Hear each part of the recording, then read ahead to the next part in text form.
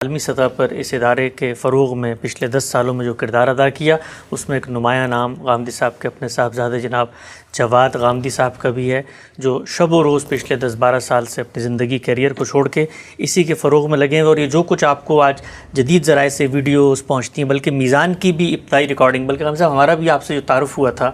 وہ انہی سے ہوا، بہت بڑے پیمانے پر 2004 میں جب آپ نے میزان کتاب پڑھائی اس کو باقاعدہ ریکارڈ کیا گیا، اور پھر اس کے بعد اپلیکیشنز اور فیس بک اور دنیا بھر میں جو آپ کو اس وقت ویب سائٹس کا ایک نیٹ ورک نظر آتا ہے، وہ سب بھی جواد صاحب ہی کی مسائی خیر ہے، ان کے بھی حق میں ہم دعا کرتے ہیں۔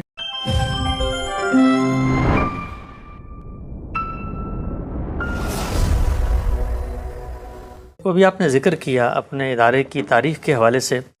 بالعموم لوگ دیکھتے ہیں اداروں کو بڑے تابندہ، بڑے روشن، اور ان کے ماتھوں پہ چمکتے ہوئے کلش سراغ کو خیرہ کرتے ہیں، لیکن ان کی بنیادوں میں جو خون اور پسینہ شامل ہوتا ہے وہ نظر نہیں آتا۔ مجھے یہ بتائیے گا، یہ جو ادارہ ہے المورد، آپ نے اس کا آغاز کیا،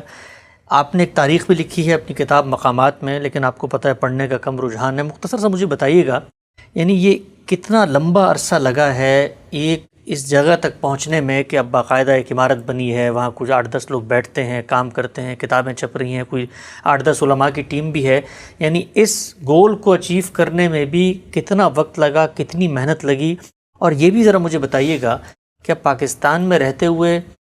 عام طور پہ تو یہی تاثر ہے کہ بھئی غامدی صاحب کو لوگ سنتے بھی ہیں، بڑی عزت بھی کرتے ہیں، تو یہ ہمارے بڑے بڑے حکمران آئے، سیاستدان آئے، نام بھی لیتے ہیں آپ کا، اپنی دوستی کا اظہار بھی کرتے ہیں، تو ہم نے تو دیکھا پاکستان میں بڑی جلدی چیزیں فروغ پا جاتی ہیں، تو وہ سلسلہ کیوں نہیں ہو سکا پھر؟ دیکھیے، بات یہ ہے کہ میں نے تو شروع سے اس میں بڑی احتیاط برتی ہے، حکمرانوں کے ساتھ اس نوعیت کا کوئی تعلق میں نے کبھی پیدا نہیں ہونے دیا، اور نہ کبھی یہ پسند کیا ہے کہ حکومت کی امداد سے یہ ادارہ چلے۔ جو کچھ ہمارے پاس تھا اس سے ہم نے ابتدا کر دی تھی، اور یہ ابتدا اگر آپ ادارے کی حیثیت سے دیکھیں تو 1971 میں ہوئی ہے۔ اس وقت نصف صدی کم و بیش ہونے والی ہے۔ یہ الگ بات ہے کہ المورد کے نام کے ساتھ یہ 1983 میں قائم کیا گیا، یعنی اس سے پہلے اس کا نام مختلف تھا، بعد میں پھر ہم نے المورد کا نام پسند کیا، اور 1983 میں جب اس کی ابتدا کی گئی تو استاد امام امین احسن اصلاحی نے اس کا افتتاح فرمایا۔ اس کی تقریب افتتاح لاہور کے بلدیہ ہال میں، جس کو ٹاؤن ہال آپ کہتے ہیں، وہاں ہوئی، اور اس میں استاد امام نے تقریر فرمائی۔ یہ باقاعدہ ادارے کی حیثیت سے اس کا افتتاح تھا، اگرچہ شروعات اس سے کچھ عرصہ پہلے فورٹریس اسٹیڈیم کی ایک چھوٹی سی دکان میں ہو چکی تھی۔ اس میں بھی استاد امام امین احسن اصلاحی تشریف لائے تھے، اور وہاں انہوں نے ایک تقریر کی تھی جو میرا خیال ہے کہ محفوظ ہوگی اور وہ سنی جا سکتی ہے۔ اس طرح اس کی شروعات ہوئیں، اور چند لوگ تھے، یعنی اس وقت ہمیں کوئی جانتا بھی نہیں تھا، چند احباب کہیے، چند دوست تھے جنہوں نے ابتدا کی، اور پھر عہد بعہد اللہ تعالیٰ نے اس کو ترقی بخشی، پھر اس کی شاخیں دنیا بھر میں قائم ہوئیں۔ تو ہر دور میں بعض لوگوں کا بڑا غیر معمولی کردار ہے۔ وہ جو ابتدائی زمانہ ہے اس میں جیسے ہمارے دوست الطاف صاحب کا بہت ہی غیر معمولی کردار تھا، اسی طرح سے یہ زمانہ جب بھی المورد کے نام سے تنظیم کے ساتھ، قاعدے کے ساتھ روب عمل ہوا، تو راشد فاروقی صاحب، شکیل الرحمان صاحب، اسی طرح سے سعید اللہ والا صاحب، اور بہت سے دوست احباب کا غیر معمولی تعاون ہمیں حاصل رہا۔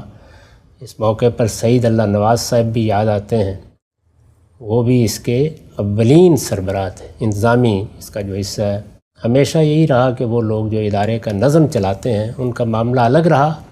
اور ادارے میں کام کرنے والے اہل علم کا معاملہ الگ رہا،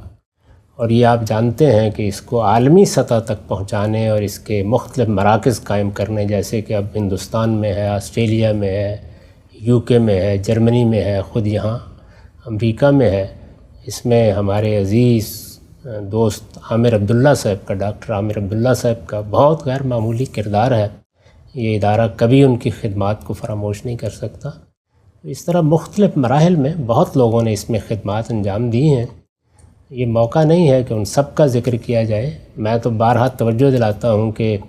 جب اس فکر سے کوئی واقف نہیں تھا، اس ادارے کو کوئی جانتا نہیں تھا، اس کا کوئی تعارف 2-4 شہروں کی چند گلیوں سے باہر بھی نہیں تھا، اس وقت جن لوگوں نے اس کی بنیادیں رکھیں اور اس میں خلوص کے ساتھ کام کیا اور بغیر کسی چیز کی طلب کے جو کچھ وہ کر سکتے تھے کرتے رہے، ان کی یاد ضرور باقی رکھنی چاہیے. میں لاہور میں بھی ادارے کے ذمہ داروں کو ہمیشہ توجہ دلاتا رہتا ہوں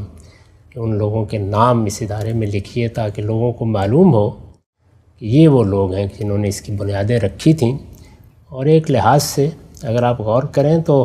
ان لوگوں کا کام بہت مشکل ہوتا ہے جو بنیادیں رکھتے ہیں. بعد کے زمانوں میں تو ادارے ایک خودکار چیز بن جاتے ہیں،